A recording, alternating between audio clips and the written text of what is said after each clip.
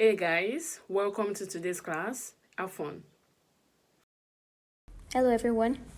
Welcome back to the lesson for literature in English, which is meant for the senior student writing the West African examination. Last week, we started with figures of speech and literary devices, and we said figures of speech and literary devices are occurring features in the prose, the poem, and the drama, which makes up the structure of the examination set for literature in English. So, a quick recap. We said a figure of speech is a phrase or word having different meanings than its literary meaning. And we spoke about how they are very important to reading and expressing information to the reader. And last week, we listed some examples which are not exhaustive, but these are the examples that we are generally familiar with, that has been treated in classes. In case you missed it, you can refer to the previous lesson where we discussed personification, simile, hyperbole and understatement, metaphor, irony, oxymoron, onomatopoeia, idiom, paradox, and tautology. This week, we're going to be starting with climax. In literary terms, climax is in a story occurs when there is a turning point from which there is no going back. The climax is the highest point of tension in a narrative where the main conflict is faced by and solved by the main character or protagonist. Most times it is when there is a major conflict here and you're waiting awaiting a resolution. The common climax I can point out in movies may be a scenario where the protagonist must deactivate a bomb in order to save an entire city. And the climax is where the protagonist successfully deactivate the bomb last minute with his or her intelligence, critical thinking, and last minute bravery. Now, climax in figure of speech is usually in words, phrases, or clauses, and they are arranged in order of increasing importance and mounting intensity. A popular example is the phrase, I came, I saw, I conquered. I'm sure you can see the increasing importance where the speaker here is saying, I came, I saw, I conquered. Now, let's quickly go to anticlimax. This is basically the opposite of climax. It is used in narration of story plots and as a figure of speech. Now, take the first scenario we spoke about. If the protagonist failed to deactivate the bomb, but luckily, the bomb does not explode because the bomb was poorly made and hence the city is still saved regardless. I mean, the conflict has been resolved, but not with the intensity expected. Now, that is a perfect example of anticlimax. Or in the popular film, which I'm going to reference here, Science, is when the aliens came over, take over the planet Earth. And it turns out that before they could actually take over the Earth, they were unable to touch water. And hence, water defeated them before the people even came together to fashion a means to repel them. Now, as a figure of speech, anticlimax, it will start a statement that gradually descend in order of importance. Examples we have here, they are, he lost his family, his job, and his houseplant. The second one is, she's a great writer, a mother, and a good humorist.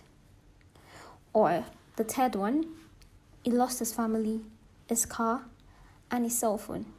Normally, you would this sentence basically started with the most important thing, and it basically descended and kept talking about the other things that are not so important. So these are basically the best examples of how anticlimax is used as a figure of speech in poems or in dramas. Now we have to go to symbolism. Symbolism as a figure of speech is where an object, person, or situation has another meaning other than its literary meaning. And it's also where the action of a character, word, or event has a deeper meaning in the context of the whole story. Now, symbolism is a figure of speech that is used a lot in prose, drama, and poems, and sometimes it's used in with colors. Okay, for some examples of the use of symbolism we're familiar with is often found in colors. Black is used to represent death or evil. White is used to represent virtually the opposite, life and purity. For animals, we see where the dog can represent loyalty or devotion. The serpent, the snake, symbolizes corruption, evil. And also, it could also be the weather.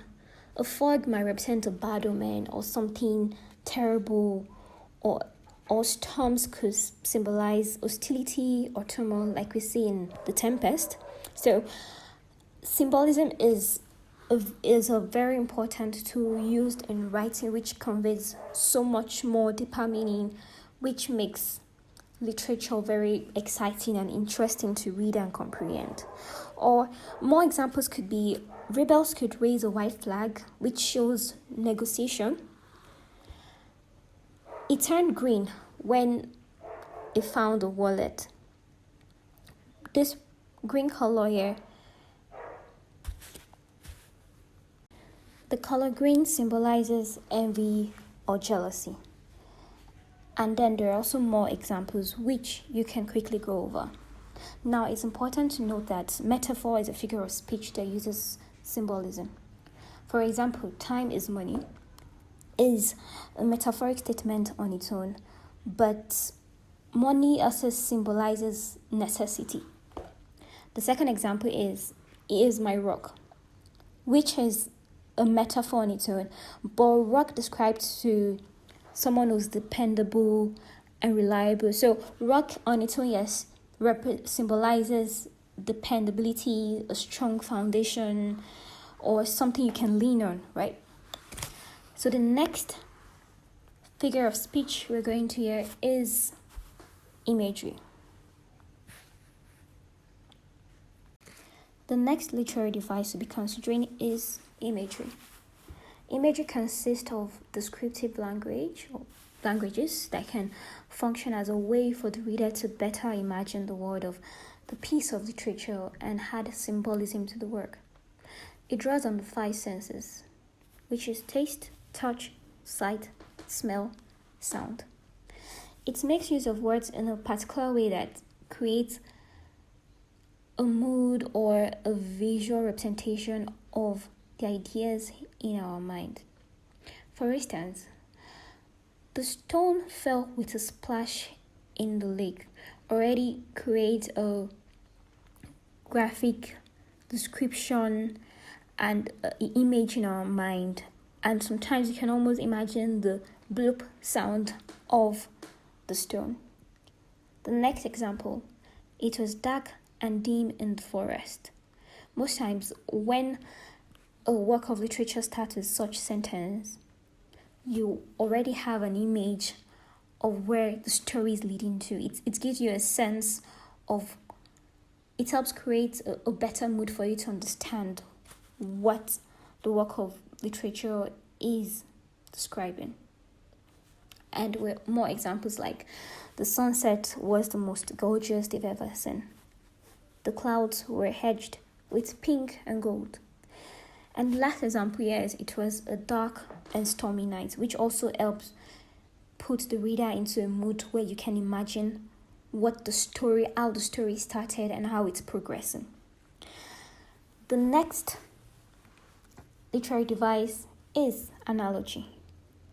An analogy is a comprehension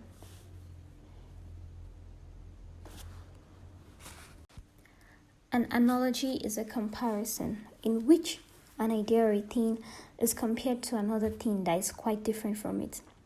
It aims at explaining that idea or thing by comparing it to something that is familiar but completely different.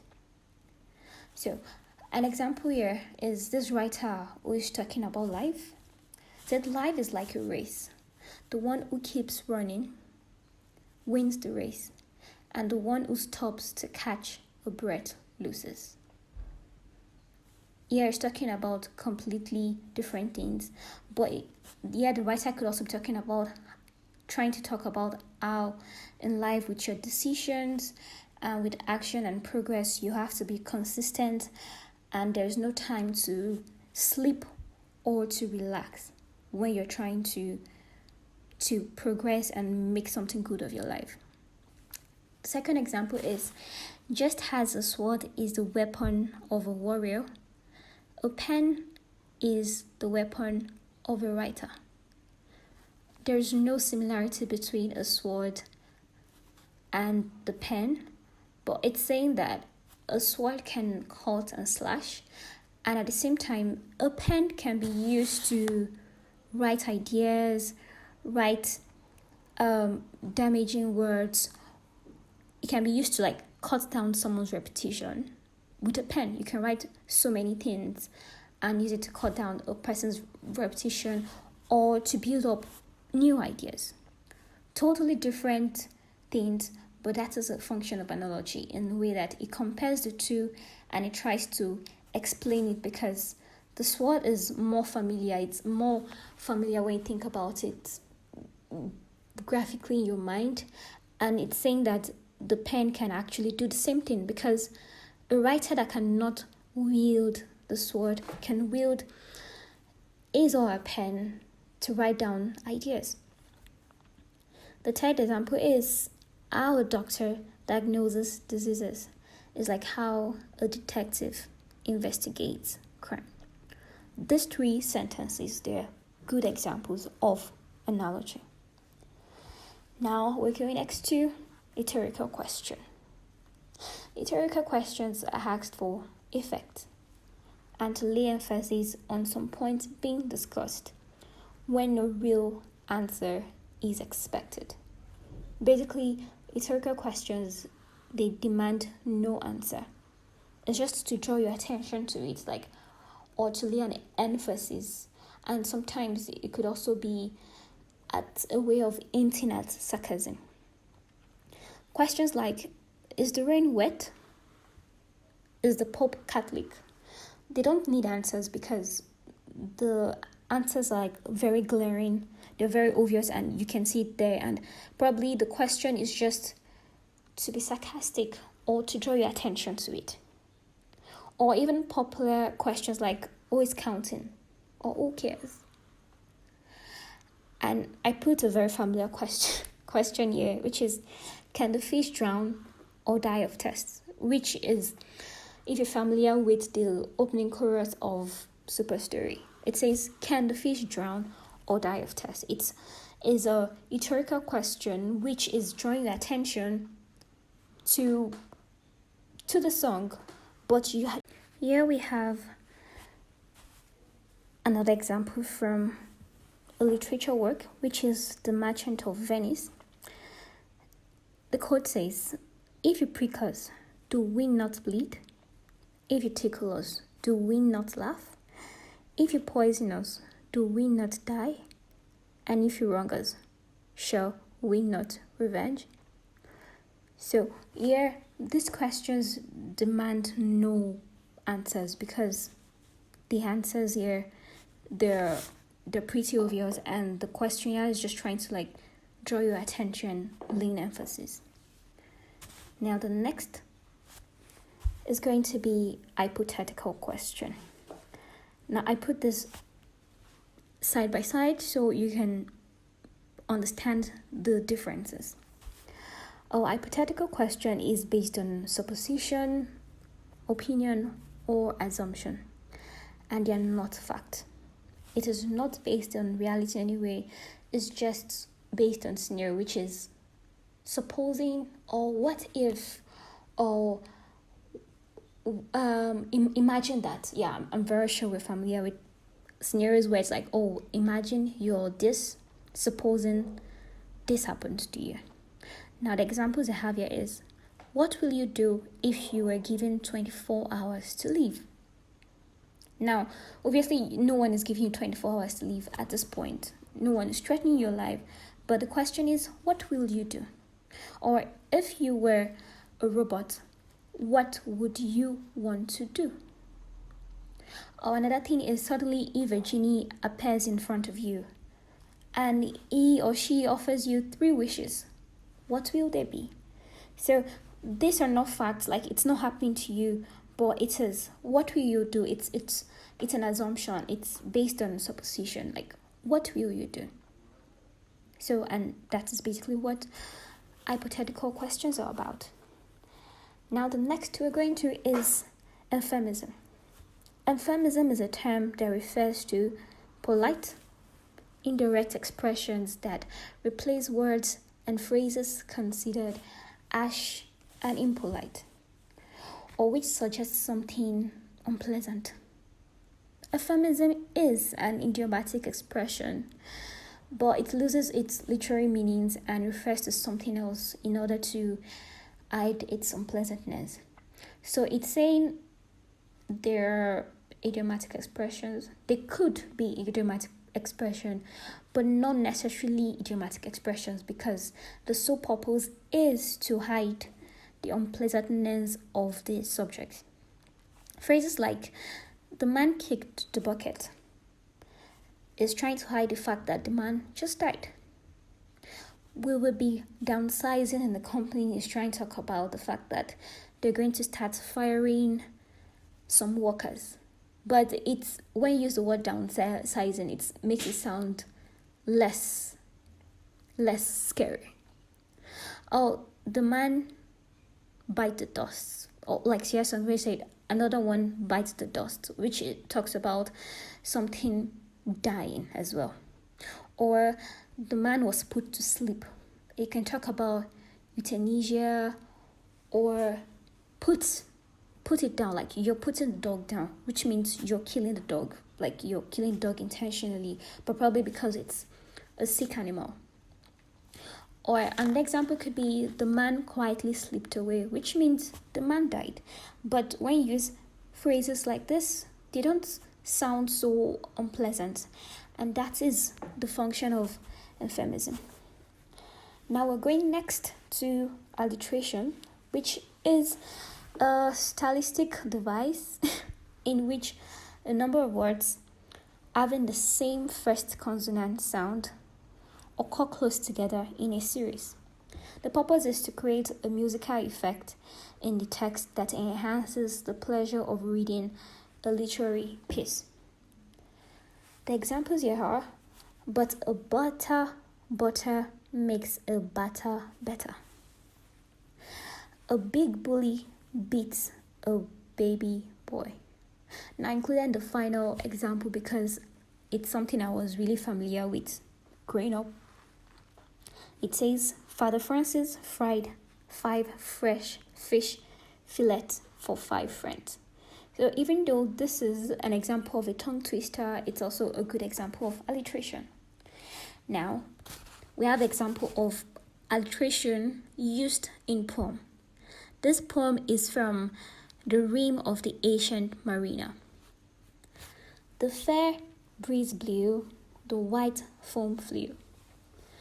The furrow followed free. We were the first that ever burst into that silent sea. So even though it doesn't really give you very easy examples like the earlier ones I stated, you can see the alliteration in the breeze blew, foam flew, furrow followed, and other examples like that. Now, the very last literary device we're looking at here is sarcasm. Sarcasm is meant to mock and often used with satirical or ironic remarks.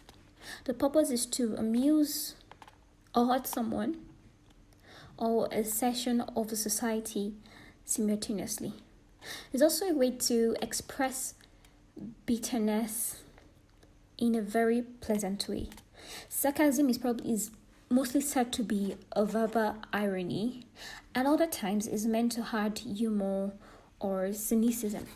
So I'm sure we used to so many ideas of sarcasm. Like, one example I can think from the top of my head is you're probably standing in front of an elevator and someone asks if you're waiting to use the elevator. Your sarcastic counter could be, "Oh no, I'm waiting for you." Now, anyway, that will be all with our assessment of figures of speech and literary devices. And before this lesson ends, we have to do a quick recap of some of the figures of speech we've treated and literary devices by some questions which were extracted from past years. Now, we have this extraction below.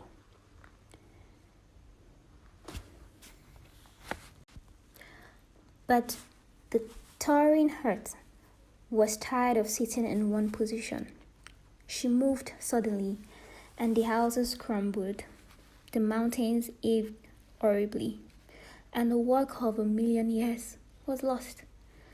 The predominant figure of speech in the above extract is: the first option is oxymoron, second is metaphor, 3 simile, 4 personification. Here, the answer here is personification, in which each line has taken on a characteristic of a human being. Here, they're saying the earth is tired of sitting in one position. That is something a human being would do. She moved. So, as you can see, the earth, which is the subject matter here, took on the characteristic of a human being. It says she moved suddenly. And then next they're saying the mountain heaved horribly, and the work of 1,000,000 years was lost. So here you can see the predominant figure of speech is personification, because inanimate objects are taking on the characteristics of a human being. The next, in literature, repetition is used essentially for 1. Rhyme, B. Suspense, C. Allusion, D. Emphasis. And from what we discussed in the last lesson, repetition is used essentially for emphasis.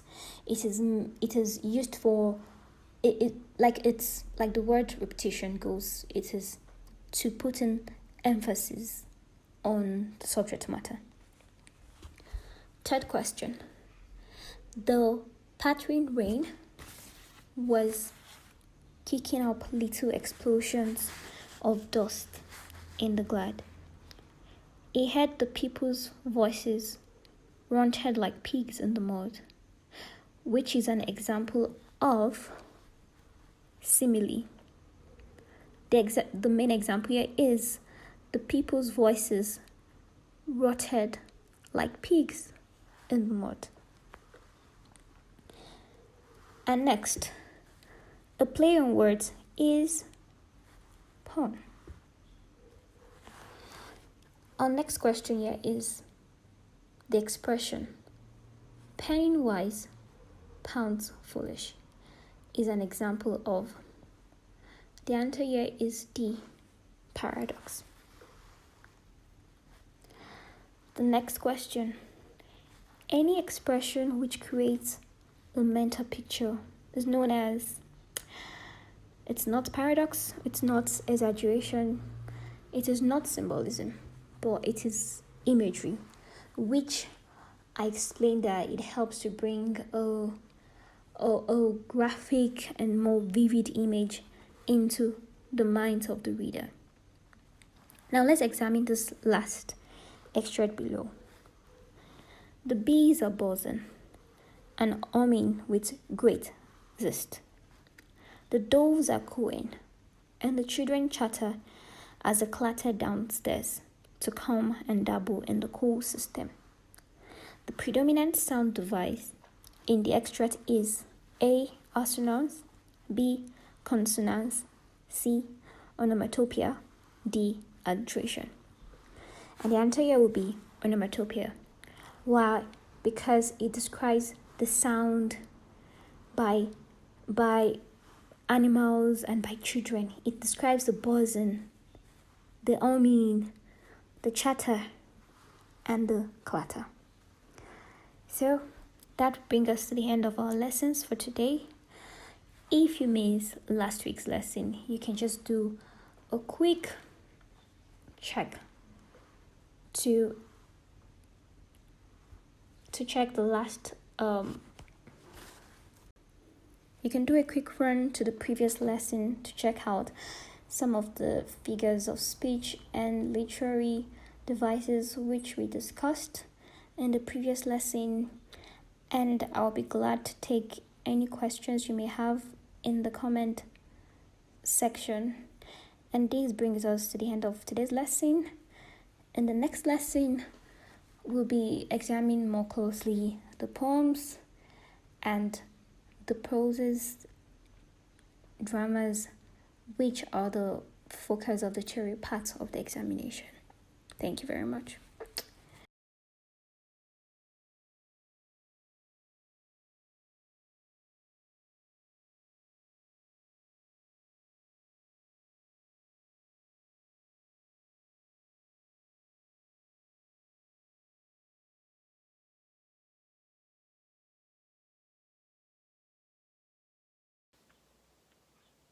I hope the class was interesting.